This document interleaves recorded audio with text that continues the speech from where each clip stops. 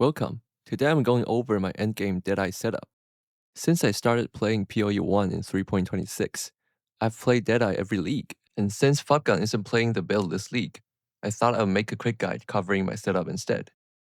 As you can see in POB, I have around 21 million DPS, and with Nimbus, the number goes up to like 42 million. I'm also level 100 with a 53k affected hit pool, which I think is pretty solid considering I've been farming high Deli maps while running every map mod and still being able to level up. The build is currently worth around 1 mirror. I'll leave my POB in the description below if you want to check out the full setup, since I'll only be covering the most important parts in this video.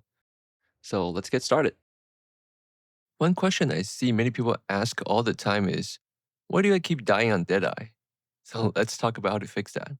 First, make sure you have all of these covered. It's pretty easy to capture spell suppression since we're playing a dexterity character. So I'll mainly focus on Chaos Res and how to generate endurance charge. I highly recommend to just run Purity of Elements, since it makes you immune from all elements and it also provides a lot of resistance. On top of that, you can get Chaos Res from a Watcher's Eye while affected by Purity of Elements, which helps a lot because gear with Chaos Res is usually more expensive. So what you can do is buy a Chaos Res Watcher's Eye with Critical Strike Multiplier affected by Anger, which cost around like 6 divines.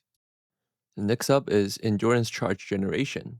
I'm getting mine from Lethal Pride that grants a 5% chance to gain an Endurance Charge on kill.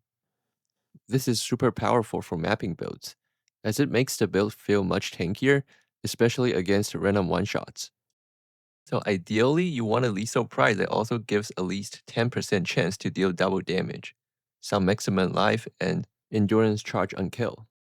I'll leave the market trait link in the description below. As for your Pantheon, use Soul of Lunaris. This is the best defensive option for mapping. Next up, I'll talk about some viable gear swaps and how to run reflection maps. Hyri's Ear is a very cheap unique that provides a huge amount of damage and spell suppression. Right now, it's like 4 chaos. In my opinion, it's just the best body armor you can use before swapping to a rare one. The Restless Defiance is another option if you're looking for another way to generate endurance charge. And it's an armor evasion hybrid. For the Amulet, a well-rolled Utmost with high attack speed is potentially better than Hyri's Truth.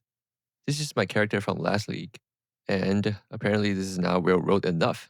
But if you buy a very expensive one, I think it will outperform Hyri's Truth, because it also has penetration and max resistance. So go for it if you can afford one. Okay, so how do you run physical or elemental reflect maps? After GGG removed Awaken Elemental Damage with attack support, the method I've been using is combining Soul of Yugo with an Eater of Roads implicit on your body armor.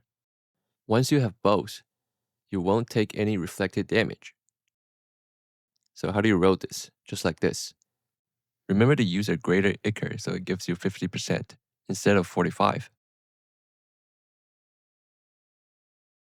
Okay, done. Now let's talk about Flask. If you don't have Nimbus, you don't really need Dying Sun.